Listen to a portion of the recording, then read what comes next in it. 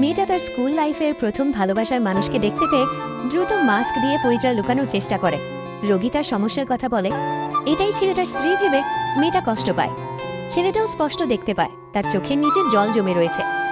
ভাই দেখ, এখানে নতুন রেস্টুরেন্ট ওপেন হয়েছে, চল যাই।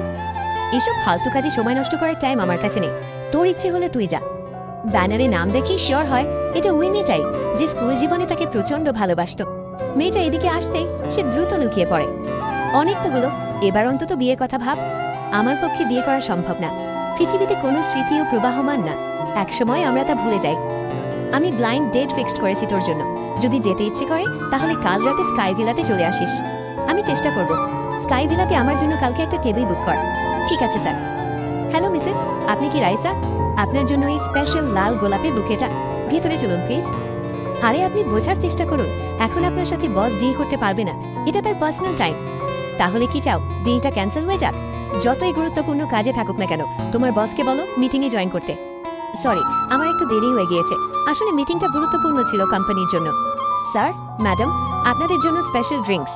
ধন্যবাদ, আমিও একটু ওয়াশরুম থেকে আসছি। জিসান, এখানে? অভিনন্দন তোমার নতুন জীবনের জন্য। তাহলে এবার সত্যিই বিয়েটা করে ফেলছ? হ্যাঁ, ছাড়, আমাকে যেতে হবে। কেউ রিয়া ডাক দেয়, সে সেখান থেকে চলে যায়। বাসায় যাওয়ার সময় হয়েছে, আমি আসছি। এত রাতে একা একা যাবে নাকি? চল আমার সাথে, আমি পৌঁছে দিচ্ছি। রিয়ার বাগদত্তা তাকে ছুতে চেষ্টা করলে জিসান বাধা দেয়। মেয়েদেরকে তাদের অনুমতি ছাড়া স্পর্শ করা উচিত না, এটা জানিস না?